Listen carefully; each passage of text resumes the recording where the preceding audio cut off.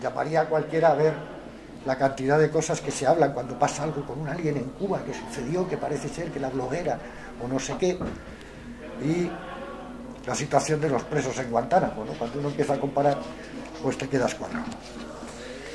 Todos sabemos que uno de los procesos que tiene el sistema para controlar voluntades y mentalidades tiene que ver con los medios de comunicación social. Cuando hablo de eso, hablo desde los que se llaman entertainment, entretenimiento, distracción, que pienses otra cosa, que no te centres en lo tuyo, que seas literalmente... Los griegos tenían una definición de aquel al que no le interesaba la política, y le llamaban idiota. La palabra idiota viene directamente de la admiración que daban los griegos a aquel que no se preocupaba más que de sí mismo y no se preocupaba de la política y lo que sucedía en el ágora y las discusiones entre los ciudadanos. Este era un idiota.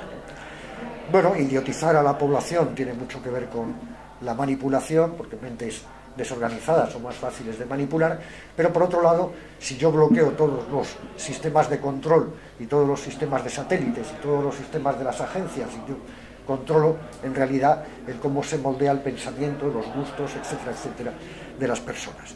Recordemos que el capitalismo en que estamos no es tanto un capitalismo explotador en el sentido estricto, sino que ha llegado ya a una sociedad de control. Es decir, ya no como antes, te exprimían 14 horas en el curro, pero luego podían dejar que te fueras a la taberna o te tumbaras a dormir. Ahora no, ahora los tiempos de ocio son tan importantes como los medios de producción porque tienes que consumir. Y por lo tanto, el sistema ya se convierte en un biopoder que puede sobre todo, y si no duermes, te vamos a dar algo para dormir. Es decir, que tenemos solución para todas tus 24 horas. En este biopoder, los medios de comunicación son fundamentales, y los medios de comunicación tienen la función de proteger una información, ocultar otra información, tergiversar otra información, hasta cosas tan flagrantes como el bochornoso espectáculo del País, periódico se supone serio, publicando unas fotografías absolutamente falsas de Chávez. Tanto tenían ganas de que se les muriera Chávez, ¿verdad?, que se adelantaron al acontecimiento y produjeron, sin verificar siquiera, publicaron estas fotografías. El daño ya está hecho, evidentemente el daño ya está hecho. Yo en el año 2011 hice un seguimiento. Todos los días me compré El País y todos los días que encontraba una noticia sobre Cuba la recortaba. Con lo cual yo les explico el final de mi análisis sociológico de lo que yo hice con aquello. Yo me encontré con que había en el año 236 cosas sobre Cuba en El País. 365 días, 236 salían en El País, de las cuales 95 eran noticias de algo que había pasado, lo que fuera, da igual, noticia. 75 no eran noticias, era opinión, pequeños artículos. 13 editoriales hablando sobre Cuba. 11, porque había uno muy pequeño, estos filetes que tiene El País donde se hacían referencias a Cuba, y 42 artículos de opinión. En total 236. Artículos de opinión, 2 de Zoe Valdés, 3 de Antonio José Ponte, 1 de Juan Cruz, 5 de Antonio Lorza, 2 de David Trueba, 3 de un periodista del Miami Herald, 3 de Rafael Rojas, 2 de Rosa Montero, del Jorge Moragas del PP1, de uno de The Economist, 4, y Mauricio Vicent, etcétera, Antonio Caño, por supuesto. Estos eran los periodistas y las agencias que ellos citaban, ¿no?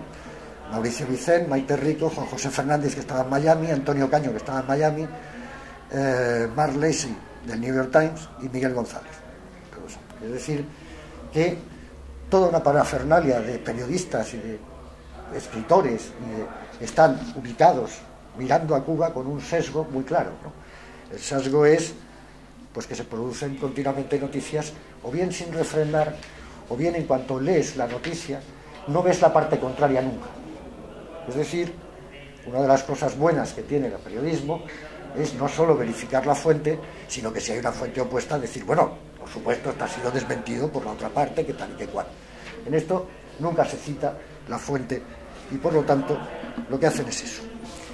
¿Qué nos dice esto? Pues esto extraes varias cosas.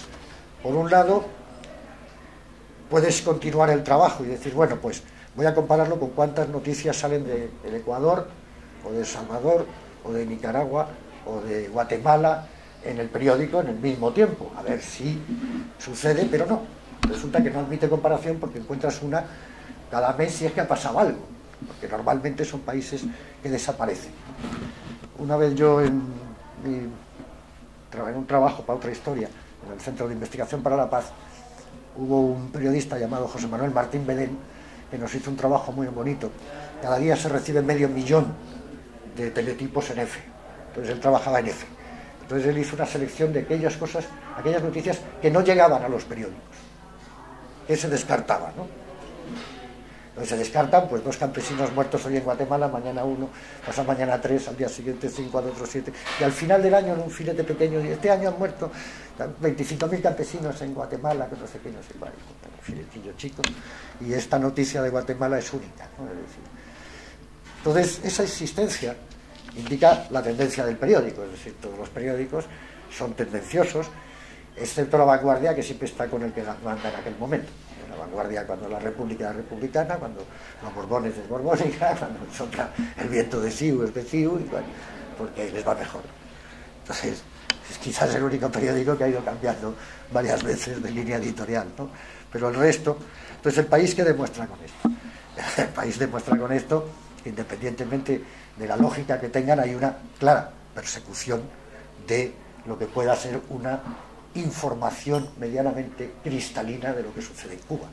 El último ejemplo de lo de Carromero ha sido perfecto, es decir, siempre manteniendo, dando lo que pasaba, tal y como el gobierno cubano, tal y como había dicho el sueco que iba con ellos, en fin, o el lituano, no recuerdo, y el sueco, que iba con ellos y tal, y todo esto oculto siempre con la sospecha de, bueno, pero han hablado de un coche que apareció, que les hostigaba, y siempre, pero siempre era la especulación, ¿no? Entonces, vale, perfecto.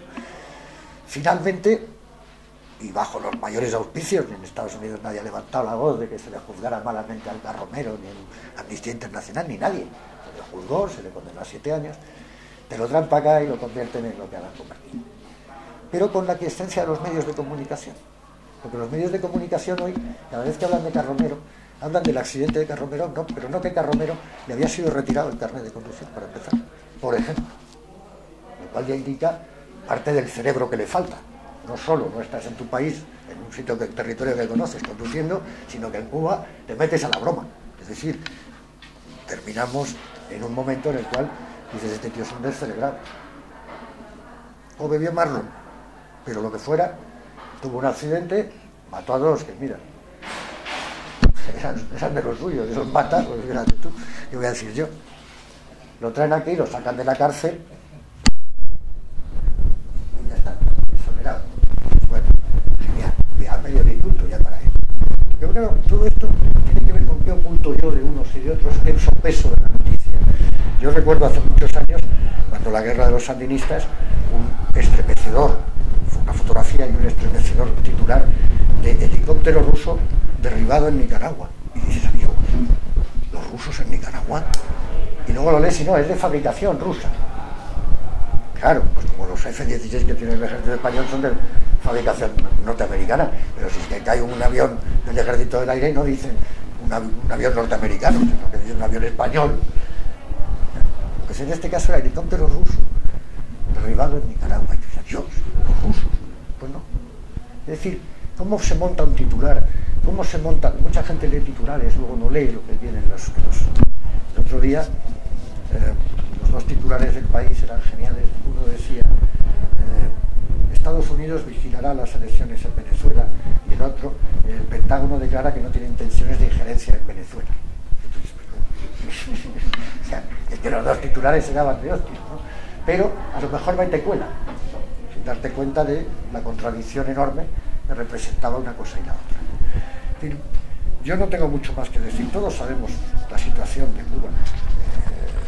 Cuba las está pasando negras y las ha pasado negras y las seguirá pasando negras mientras el bloqueo funcione, y por lo tanto es absolutamente imprescindible acabar con esa ley de extraterritorialidad, y no porque seamos rojazos de las narices, no, o sea, esto es por humanidad.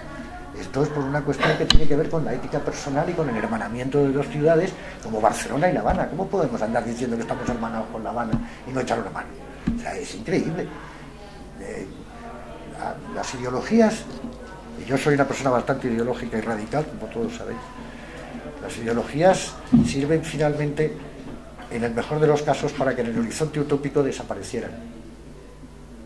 Una sociedad comunitaria no debería tener ideologías diferenciadas, ¿no? Porque la ideología, como se nos ha dicho muchas veces, tiene que ver con la superestructura. Lo que se pretende con la manipulación de la prensa no es tanto lo que hace la propaganda, que es intentar convencerte de que lo bueno que lo hemos hecho en Irak, sino es envenenar las noticias para que tú te lo creas, es decir, manipular una conciencia. No intentan la propaganda, no intentan que tú te hagas de ellos, lo que intentan es desviar, continuamente manipular la forma de ser de las personas. Yo, mientras el bloqueo al menos exista, haré las críticas en petit comité a los compañeros y no haré declaraciones públicas jamás en contra de un gobierno y de un sistema como el que hay en Cuba, que de ninguna manera. Es curiosísimo, gente que ha ido a Cuba, yo conozco montones de gente que ha ido a Cuba, y algunos, cuando les preguntas, no todos son de las defensas en Cuba, otros son viajeros normales, les preguntas, y ¿qué tal los cubanos? Bien, bien, bueno, hombre, empezamos con uno que hacía críticas y tal, digo, pero así de humor y tal, oh, wow, una gente encantadora, todos ellos. Y digo, ¿a qué atribuyes que estén tan contentos todos los cubanos pese a los negros que les están pasando? ¿A qué atribuyes tanta felicidad? Pues tía, ¿de qué? O sea, no, pues es genial, pues la gente te ayuda, todo el mundo te habla y pues una cosa. Tanto si eres de derechas como si eres de izquierda vuelves encantado. Algo tendrán los cubanos. Yo, para terminar, no sé si me he estado media hora, espero que no.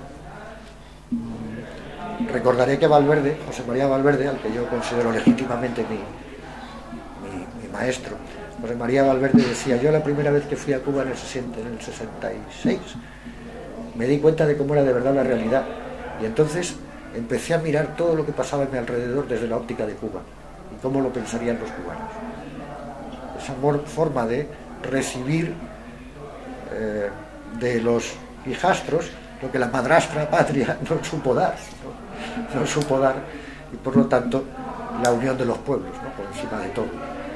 Eso implica hoy día evidentemente la defensa del gobierno y del sistema cubano, no en absoluto una falta de crítica, pero sobre todo un ataque tan a la directa como el que, por ejemplo, el país efectúa. Y nada más, muchas gracias y cedo el testigo.